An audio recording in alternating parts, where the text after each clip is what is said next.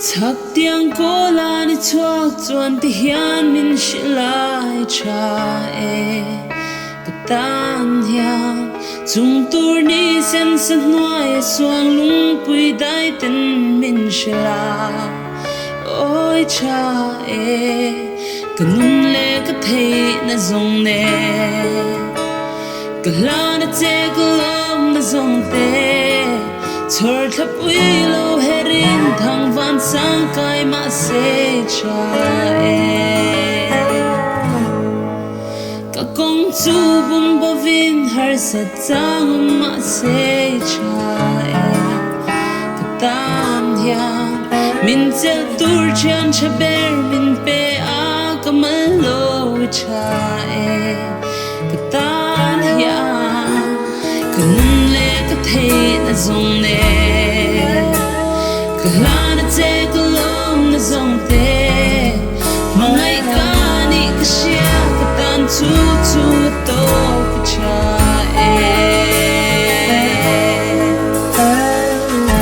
anh tin nghe ka fa kam te anh nghe ka lana ke de thei mai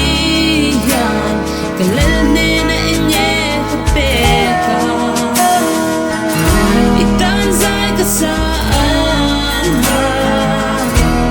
ka ro ne zong ne ka lo me o isu ka nun na min tel sa van thi min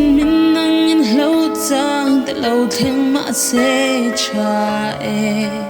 ka tan hian ko vel chu lo chuain ka tan ni po lo ta se oi cha ka nun le ka thei na zong ne ka lana te ka lom na zong te khi pui lo shang ma se ka tan hian lo to i cha anh tin nghe ka fa kam te anh nghe ka lana ke de thei mai ya lel ne na anh nghe ka pe ka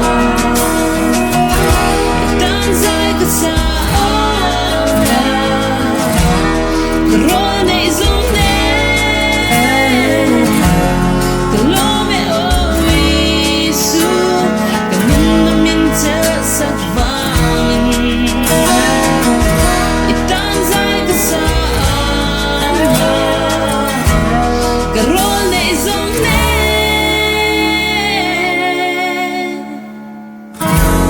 ka lo me o isu ka nun na min tel sa van ka nun na hin min tel sa van thi min nang na chau chang te lo theng ma se cha ka tan hian